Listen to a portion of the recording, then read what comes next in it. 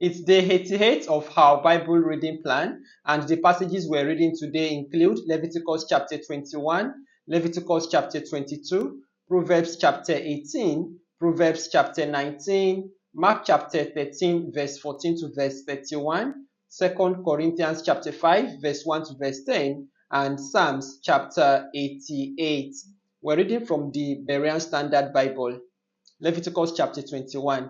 Then the Lord said to Moses, "Speak to Aaron's sons, the priests, and tell them that a priest is not to defile himself for a dead person among his people, except for his immediate family, his mother, father, son, daughter, or brother, or his unmarried sister who is near to him, since she has no husband.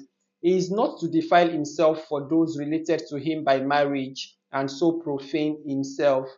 Priests must not make bald spots on their heads, shave off the edges of their beards, or make cuts in their bodies. They must be holy to their God and not profane the name of their God, because they present to the Lord the offerings made by fire, the food of their God. They must be holy. A priest must not marry a woman defiled by prostitution or divorced by her husband, for the priest is holy to his God. You are to regard him as holy, since he presents the food of your God. He shall be holy to you, because I, the Lord, am holy, I who set you apart.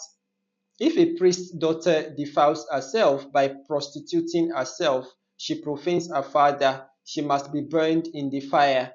The priest who is highest among his brothers, who has had the anointing oil poured on his head and has been ordained to wear the priestly garments, must not let his hair hang loose or tear his garments. He must not go near any dead body. He must not defile himself, even for his father or mother. He must not leave or desecrate the sanctuary of his God, for the consecration of the anointing oil of his God is on him. I am the Lord. The woman he marries must be a virgin. He is not to marry a widow, a divorced woman, or one defiled by prostitution. He is to marry a virgin from his own people, so that he does not defile his offspring among his people, for I am the Lord who sanctifies him. Then the Lord said to Moses, say to Aaron, for the generations to come, none of your descendants who has a physical defect may approach to offer the food of his God. No man who has any defect may approach. No man who is blind, lame, disfigured, or deformed. No man who has a broken foot or hand, or who is a hunchback or dwarf, or who has an eye defect, a festering rash, scabs, or a crushed testicle. No descendant of Aaron the priest who has a defect shall approach to present the offerings made by fire to the Lord. Since he has a defect, he is not to come near to offer the food of his God. He may eat the most holy food of his God as well as the holy food, but because he has a defect, he must not go near the veil or approach the altar, so as not to desecrate my sanctuaries, for I am the Lord who sanctifies them. Moses told this to Aaron and his sons and to all the Israelites. Leviticus chapter 22.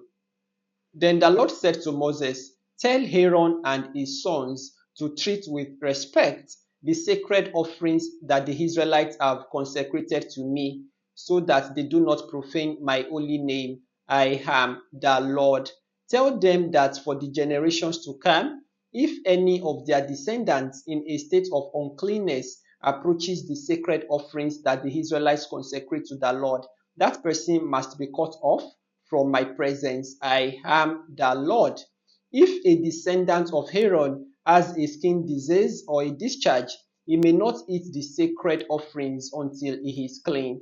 Whoever touches anything defiled by a corpse or by a man who has an emission of semen, or whoever touches a crawling creature or a person that makes him unclean, whatever the uncleanness may be, the man who touches any of these will remain unclean until evening. He must not eat from the sacred offerings unless he has bathed himself with water. When the sun has set, he will become clean, and then he may eat from the sacred offerings, for they are his food. He must not eat anything found dead or torn by wild animals, which would make him unclean, I am the Lord. The priest must keep my charge, lest they bear the guilt and die because they profane it. I am the Lord who sanctifies them. No one outside the priest's family may eat the sacred offering, nor may the guest of a priest or his hired hand eat it. But if a priest buys a slave with his own money, or if a slave is born in his household, that slave may eat his food. If the priest's daughter is married to a man other than a priest, she is not to eat of the sacred contributions. But if a priest's daughter with no children becomes widowed or divorced and returns to her father's house, she may share her father's food as in her youth, but no outsider may share it. If anyone eats a sacred offering in error, he must add a fifth to its value and give the sacred offering to the priest. The priest must not profane the sacred offerings that the Israelites present to the Lord by allowing the people to eat the sacred offerings and thus to bear the punishment for guilt. For I am the Lord who sanctifies them. Then the Lord said to Moses, Speak to Aaron and his sons and all the Israelites and tell them, any man of the house of Israel or any foreign resident who presents a gift for a burnt offering to the Lord, whether to fulfill a vow or as a free will offering, must offer an unblemished male from the cattle, sheep, or goats in order for it to be accepted on your behalf. You must not present anything with a defect, because it will not be accepted on your behalf. When a man presents a peace offering to the Lord from the herd or flock to fulfill a vow or as a free will offering, it must be without blemish or defect to be acceptable. You are not to present to the Lord any animal that is blind, injured, or maimed, or anything with a runny sore, a festering rash, or a scab. You must not put any of these on the altar as an offering made by fire to the Lord. You may present as a free will offering an ox or sheep that has a deformed or stunted limb, but it is not acceptable in fulfillment of a vow. You are not to present to the Lord an animal whose testicles are bruised, crushed, torn, or cut. You are not to sacrifice them in your land. Neither you nor a foreigner shall present food to your God from any such animal. They will not be accepted on your behalf, because they are deformed and flawed.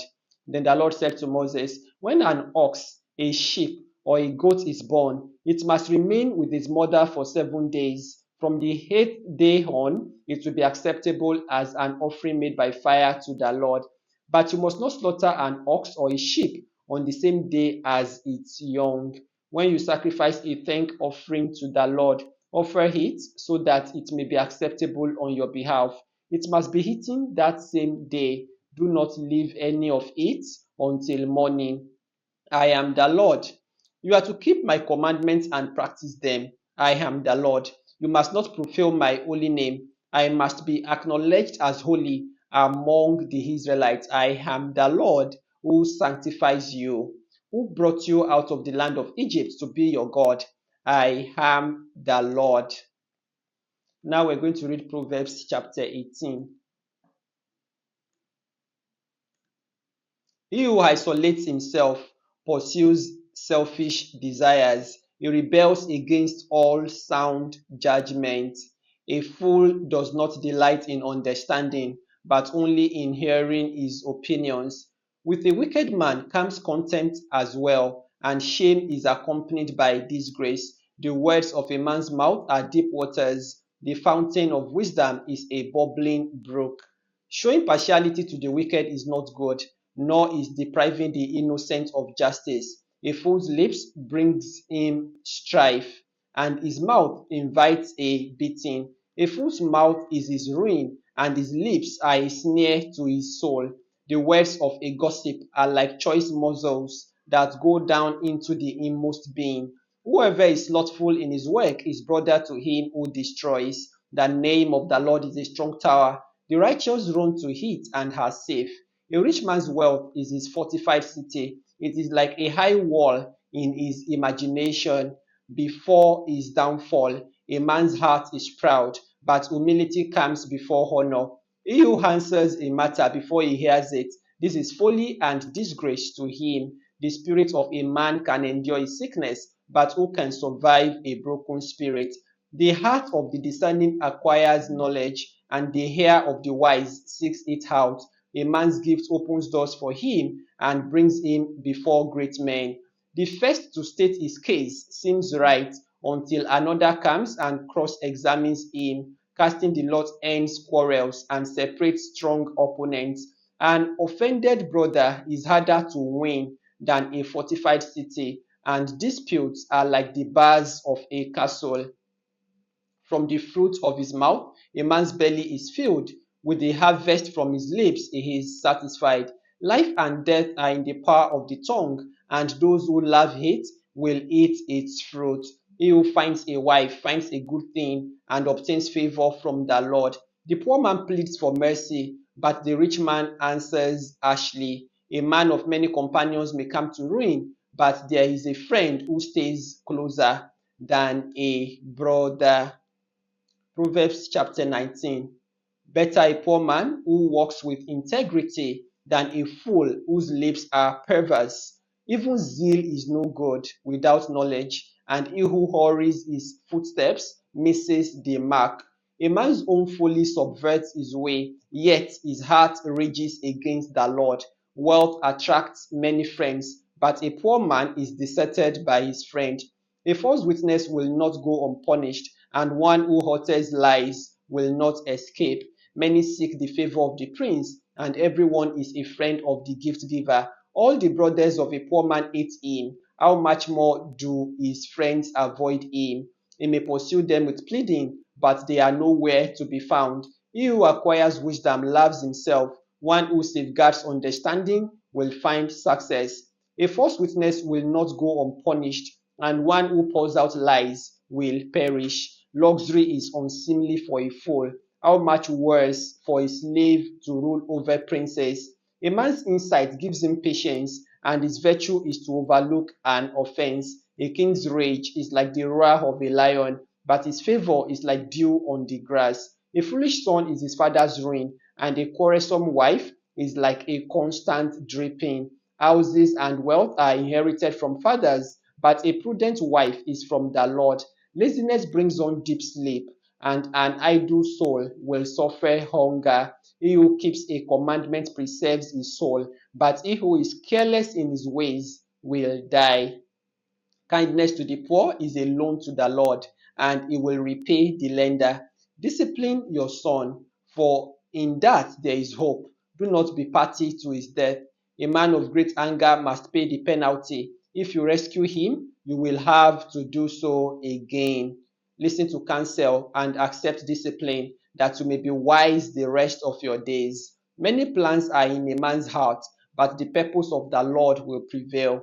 The desire of a man is loving devotion. Better to be poor than a liar. The fear of the Lord leads to life, that one may rest content without visitation from harm. The slacker buries his hand in the dish. He will not even bring it back to his mouth. Strike a mocker, and the simple will beware. Rebuke the discerning man, and he will gain knowledge. He who assaults his father or evicts his mother is a son who brings shame and disgrace. If you cease to hear instruction, my son, you will stray from the words of knowledge. A corrupt witness mocks justice, and a wicked mouth swallows iniquity. Judgments are prepared for mockers, and beatings for the backs of fools. Our next reading is from Mark chapter 13, verse 14 to verse 31.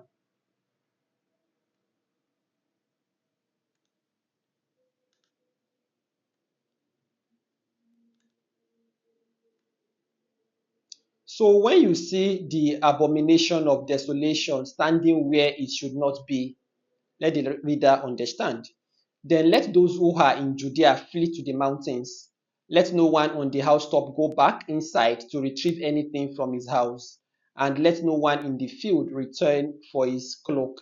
How miserable those days will be for pregnant and nursing mothers. Pray that this will not occur in the winter, for those will be days of tribulation unmatched from the beginning of God's creation until now, and never to be seen again. If the Lord had not cut short those days, nobody would be saved. but for the sake of the elect whom he has chosen, he has cut them short. At that time, if anyone says to you, "Look, here is the Christ," or "There he is," do not believe it.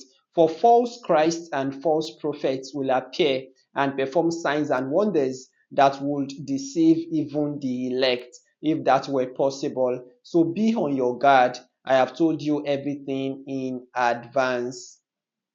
But in those days, after that tribulation, the sun will be darkened, and the moon will not give its light.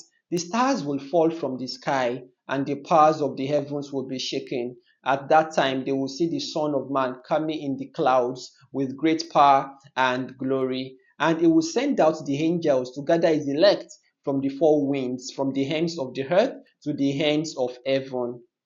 Now, learn this lesson from the fig tree. As soon as its branches become tender and sprout leaves, you know that summer is near. So also, when you see these things happening, know that it is near, right at the door. Truly, I tell you, this generation will not pass away until all these things have happened. Heaven and earth may pass away, but my words will never pass away. Now we're going to read 2 Corinthians chapter 5, verse 1 to verse 10.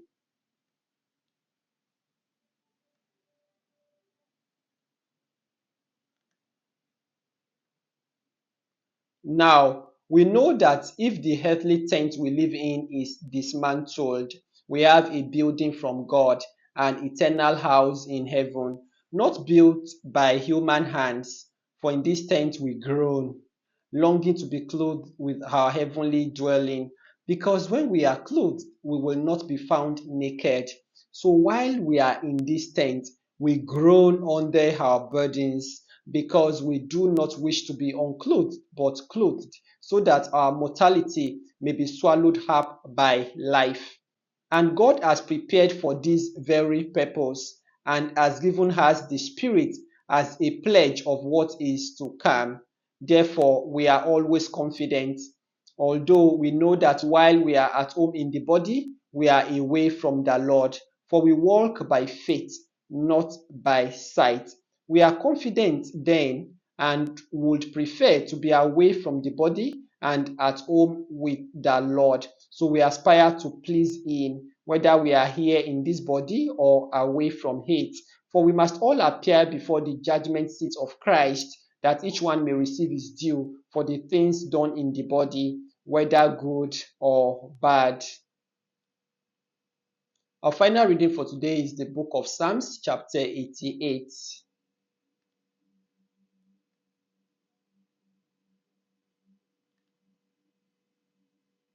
O Lord, the God of my salvation, day and night I cry out before you. May my prayer come before you. Incline your ear to my cry, for my soul is full of troubles, and my life draws near to Sheol. I am counted among those descending to the pit. I am like a man without strength. I am forsaken among the dead, like the slain who lie in the grave, whom you remember no more, who are cut off from your care. You have laid me in the lowest pit, in the darkest of the depths. Your wrath weighs heavily upon me. All your waves have submerged me. Selah. You have removed my friends from me. You have made me repulsive to them. I am confined and cannot escape. My eyes grow dim with grief.